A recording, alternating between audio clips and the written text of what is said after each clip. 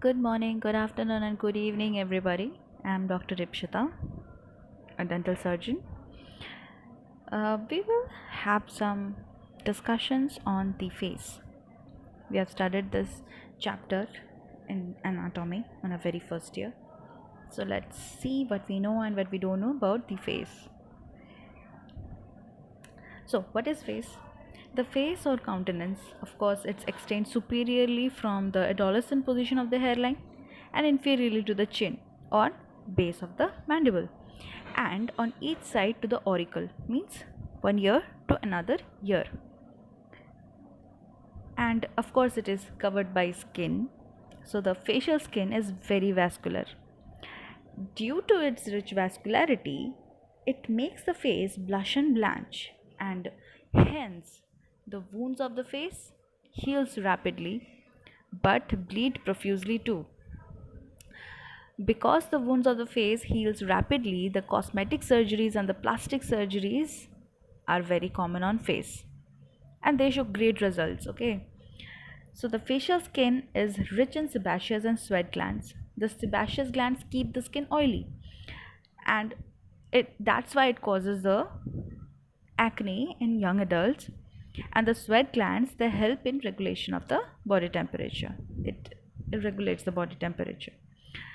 Okay, so we come to a word known laxity. Laxity means loosening of skin. So the skin is loosened in the part of eyelid. We all know that. What happens is, due to the laxity of the skin, it facilitates rapid spread of edema. Okay, so edema is common in the eyelid area, and due to fixity in some specific part of the face, that is our nose and the ear, the boils in these region are very painful because it has cartilages underlying them. Okay, then we come to the elasticity and thickness of the face. Facial skin.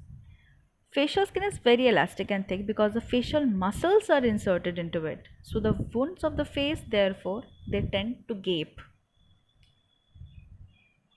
We come to a part known as superficial fascia. Superficial fascia majorly contains three things, that are the facial muscles, the vessels and the nerves, and a variable amount of fat. The deep fascia is absent from the face except over the parotid gland, where it forms the parotid fascia, and over the buccinator, where it forms the buccopharyngeal fascia. Now we will read something about the facial muscles.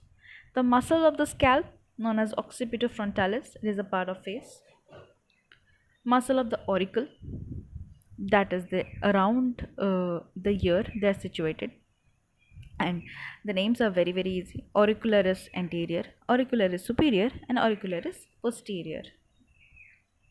Then muscles of eyelids: orbicularis oculi, corrugator supercilii, levator palpebrae superioris. Then we come to muscle of nose. There are four muscles. They are procerus, compressor naris, dilator naris, depressor septi. Then we come to the muscles around the mouth, and there are very numerous muscles present around the mouth. They are orbicularis oris, levator labii superioris, alecanesi. This is present in the nose. Okay, kind of it is present near the nose. Then is zygomaticus major, levator labii superioris, levator anguli oris, zygomaticus minor, depressor anguli oris, depressor labii inferioris, mentalis, risorius, and buccinator. So we can see here, you can zoom it out, you can see this portion is the frontalis muscle.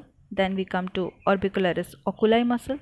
Then we can see levator labii superioris alecanesi, levator labii superioris, zygomaticus minor, zygomaticus major, risorius muscle, depressor anguli oris, depressor labii inferioris, mentalis muscle, platysma, orbicularis oris, depressor septi, levator anguli oris, zygomaticus major, zygomaticus minor again, levator labii superioris again, compressor naris in the nose area, procerus in the nose area, corrugator supercilii, in the eye area, depressor supercilii in the eye area.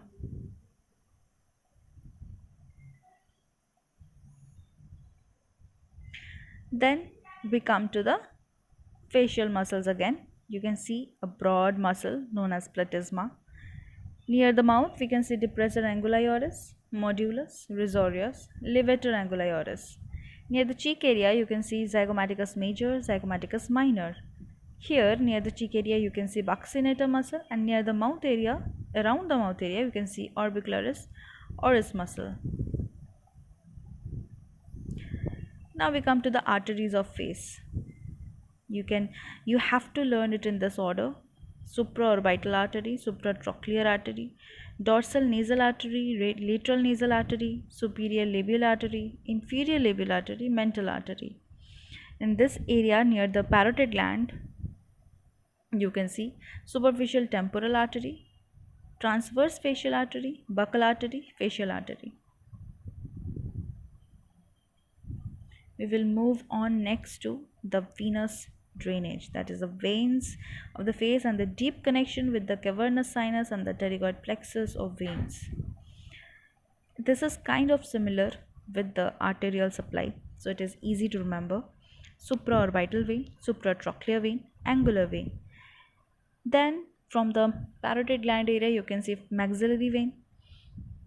Then in the facial area you can see facial vein, deep facial vein, pterygoid plexus, common facial vein, internal jugular vein in the neck area, subclavian vein in the neck area, external jugular vein in the neck area. From the parotid gland area you can see posterior auricular vein, posterior division of the retromandibular vein and its anterior division, superficial temporal vein and the cavernous sinus. The cavernous sinus is very important. Okay, then the sensory nerve supply. The sensory nerves of the face are, you have to remember this, with the one that is going upwards, you can see the arrow, you can follow the arrow, supratrochlear nerve. Then with 2, we can see supraorbital. 3, we can see palpebral branch of lacrimal gland. 4, it is coming downwards again, infratrochlear. 5th, again downwards, external nasal. 6th, it's going both side, infraorbital. 7, zygomaticofacial. 8, zygomaticotemporal, auricular temporal, buccal. 11th is mental.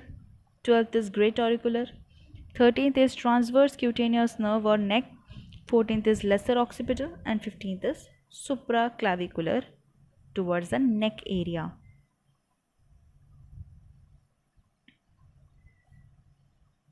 Moving on to the next slide, we can see the lymphatic drainage of the face, complete face. So the lymphatic territories of the face area A, that drains into the pre-auricular nodes, B, that drains into the submandibular nodes, and area C, that drains into the submental nodes.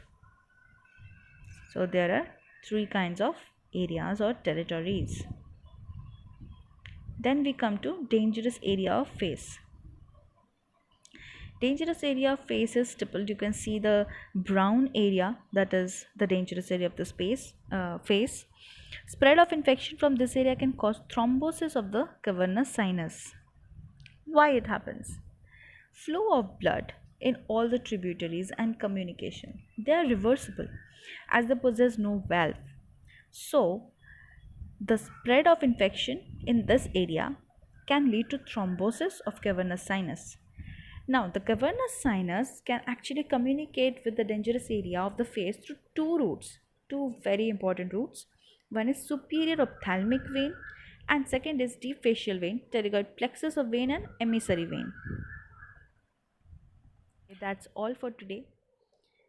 We will be seeing the next slide in our next lecture. I hope you liked it. If you liked this video, then please give a thumbs up. If you didn't like it, let me know in the comment section that what are you expecting from us. We will try to improve it in our next video. Thank you.